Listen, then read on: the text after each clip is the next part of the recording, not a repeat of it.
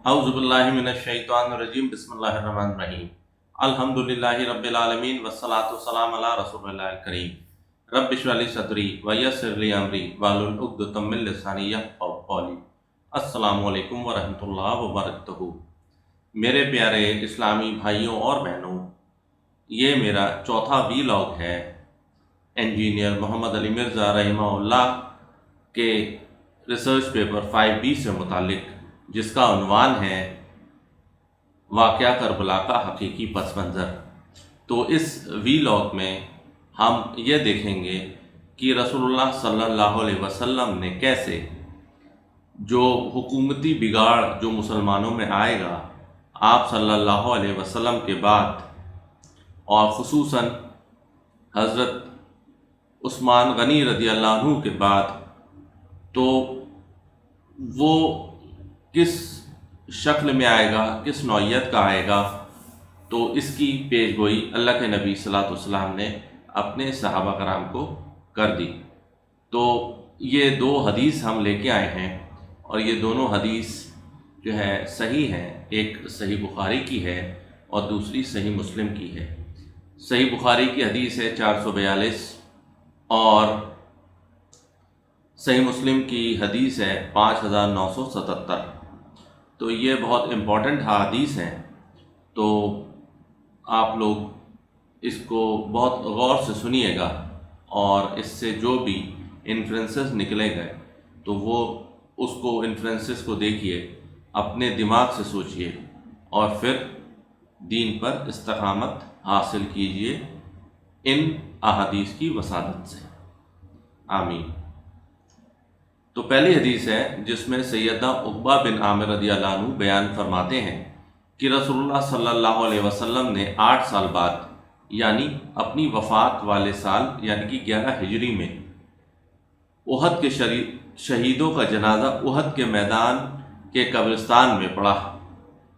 तो यानी कि उहद, जंग उहद जो थी वो 3 हिजरी में हुई थी।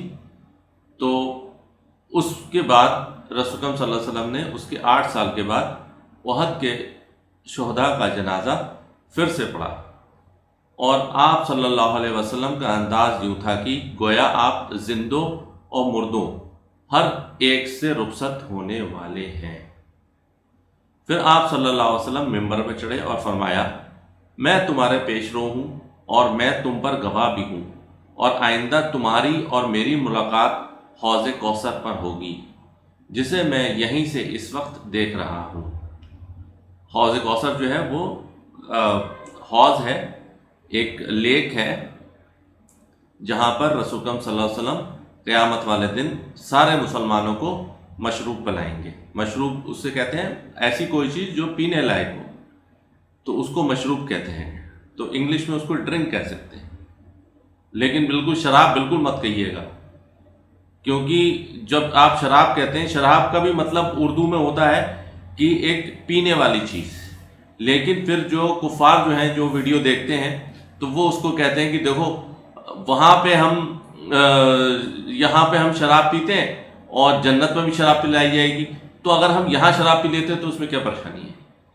तो इसको इज्तनाब करें, इस चीज़ को शराब कहने से, इसको मशरूब कहिए। तो ये ज़्यादा है इसमें जो है वो, क्योंकि आजकल तो ऐसा नहीं है कि आपने कुछ भी बोल दिया और वो जो है बस बंद कमरे में रह गया। अब तो ये तो ऑन एयर है, world over everybody can see this, तो इसको मशरूब कहें। तो रसूल सल्लल्लाहु अलैहि वसल्लम उस हौज़ कौसर पर मशरूब पिलाएंगे हर उस शख्स को जो मुसलमान होगा। रसूलुल्लाह सल्लल्लाहु अलैहि वसल्लम ने मज़ीद फरमाया, और बेशक मुझे ज़मीन के ख़जानों की चाबियाँ अता फरमाई हैं, यानी मेरी उम्मत को सल्तनत रूम और सल्तनत फ़ारस के ख़जानों का मालिक बनाया जाएगा। यानी कि जो रोमन एम्पायर है और जो पर्शियन एम्पायर है वो दोनों मुसलमानों के पास आने वाली हैं। मुझे उसके बाद तुम्हारे मुतालिक ये खौफ नहीं है कि तुम मुशरिक हो जाओगे, लेकिन इस बात से डरता हूँ कि दुनिया में मगन हो जाओगे। तो रसूल सल्लल्लाहु अलैहि वसल्लम ने ये फरमाया कि मुझे इस बात का शक नहीं है कि तुम मुशरिक हो जाओगे, यानी कि बुतों की पूजा शुरू कर दोगे, शिर्क करना शुरू कर दोगे, لیکن اس بات سے ڈرتا ہوں کہ تم دنیا میں مغر ہو جاؤ گے، یعنی کہ دنیا کے مال کی محبت تمہارے اندر آ جائے گی۔ اب کچھ لوگ یہ کہتے ہیں کہ رسول اللہ صلی اللہ علیہ وسلم نے یہ فرمایا کہ تم مشرک، کہ مجھے خوف نہیں ہے کہ تم مشرک ہو جاؤ گے، تو وہ اس چیز کو لیتے ہیں کہ بھائی اسلام سے اب شرک ختم ہو گیا، مسلمانوں سے شرک ختم ہو گیا، جبکہ اس وقت عیسائیوں کے بعد سب سے زیادہ شرک مسلمان ہی کر رہے ہیں، کیونکہ مسلمان عیسائی سب سے زیادہ ہے، پھر اس کے بعد مسلمان ہیں۔ تو عیسائی جو ہیں وہ حضرت عیسیٰ علیہ السلام کے نام سے شرک کرتے ہیں، اور جو مسلمان ہیں، مسلمان تو اس سے بھی گئے گزرے ہو گئے کہ رسول اکرم صلی اللہ علیہ وسلم کے نام سے شرک کرتے ہیں، مولا علی کے نام سے شرک کرتے ہیں، بی بی فاطمہ کے نام سے شرک کرتے ہیں، حسن حسین کے نام سے شرک کرتے ہیں، غوث پاک کے نام سے شرک کرتے ہیں، اور ہر محلے میں گڑے ہوئے مردوں کی قبرستان میں جا کے وہاں پہ شرک کرتے ہیں، ان سے دعا مانگتے ہیں۔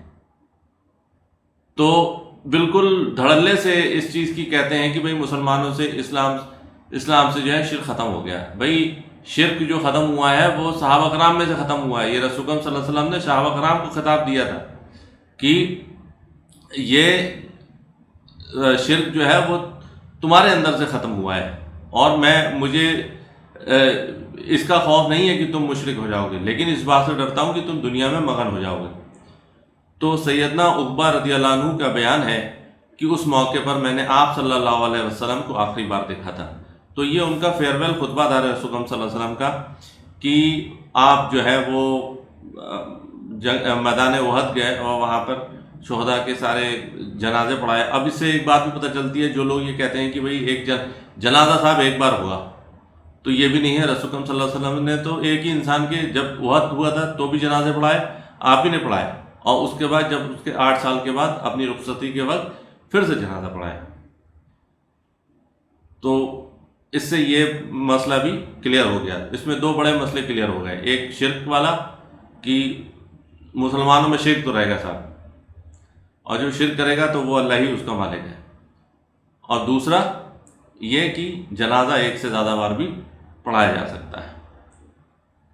اس کے بعد دوسری حدیث ہے صحیح مسلم کی، جس میں سیدنا عقبہ بن عامر رضی اللہ عنہ بیان فرماتے ہیں کہ رسول اللہ صلی اللہ علیہ وسلم نے مقتولین احد، یعنی کہ احد کے شہداء کا جنازہ پڑھا اور پھر ممبر پر چڑھے، اس انداز سے کہ گویا زندوں اور مردوں کو الوداع کہنے والے ہوں۔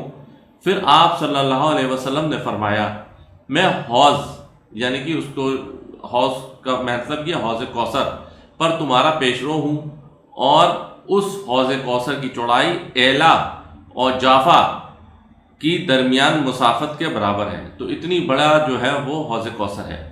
مجھے یہ خوف بالکل نہیں ہے کہ تم یعنی کہ صحابہ کرام میرے بعد شرک کرنے لگ جاؤ گے، مگر ڈر اس بات کا ہے کہ تم دنیا کے مشتاق بن جاؤ گے اور دنیا کی خاطر آخر آپس میں قتال کرو گے اور بالآخر ہلاک ہو جاؤ گے، جس طرح تم سے پہلے کے لوگ ہلاک ہو چکے ہیں۔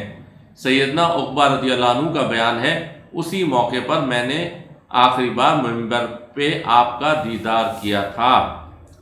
تو یہ حدیث بھی ہے، اس کو بھی ورڈنگ ویسے ہی ہے جیسے پہلی والی تھی، لیکن اس میں رسول اکرم صلی اللہ علیہ وسلم نے جو باتیں بتائی ہیں اس سے یہ پتہ چلتا ہے کتنا حساس معاملہ ہے کہ رسول اکرم صلی اللہ علیہ وسلم کے جانے کے بعد آپ کے جانشین یعنی کہ صحابہ کرام جو ہے وہ مال کی محبت میں پڑ جائیں گے۔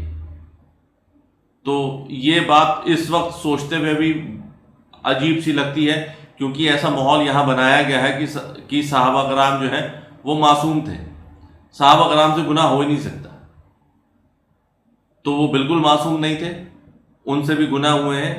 گناہ کیا، جو جنگیں ہوئی ہیں، بغاوتیں ہوئی ہیں، جس میں ہزاروں صحابہ کرام شہید ہوئے اور باقی دیگر مسلمان شہید ہوئے، تو جب ایک انسان کے قتل کو اللہ تعالیٰ معاف نہیں کرے گا تو اتنے لوگوں کا جو قتل ہوگا تو وہ کس کے سر پہ جائے گا، تو وہ تو قیامت والے دن ہی پتہ چلے گا انشاءاللہ۔ تو رسول اکرم صلی اللہ علیہ وسلم نے حساسیت بتائی کہ کس طرح سے مسلمان پر دولت کا فتنہ آئے گا، کیونکہ جب پرشین امپائر اور رومن امپائر جب گریں گی، اور اس کے بعد جو ہے باقی ساری امپائرز بھی گریں گی، انڈیا کا گرا اور افریقہ کے گرے، یورپ کے گرے، تو ان کا سارا مال تو مسلمانوں کے پاس ہی آیا۔ وہ بات الگ ہے کہ مسلمانوں سے انہوں نے پھر چھین لیا۔ تو لیکن یہ ہے کہ جب مال کی محبت جو ہے وہ کس طریقے سے فتنے میں ڈالے گی، یہ رسول اکرم صلی اللہ علیہ وسلم نے پیش گوئی کر دی۔ تو ہم لوگ مزید آنے والے ویلاگس میں بھی دیکھیں گے کہ کس طریقے سے مال کی محبت میں اس امت میں بگاڑ آیا۔ تو بنے رہیے ہمارے ساتھ، انشاءاللہ آپ استفادہ حاصل کریں گے۔ آمین۔ سبحانک اللہم و بحمدک، نشہد ان لا الہ الا نستغفرک و نتوب الیک، وما علینا الا البلاغ المبین۔ جزاکم اللہ خیر۔ السلام علیکم ورحمۃ اللہ وبرکاتہ۔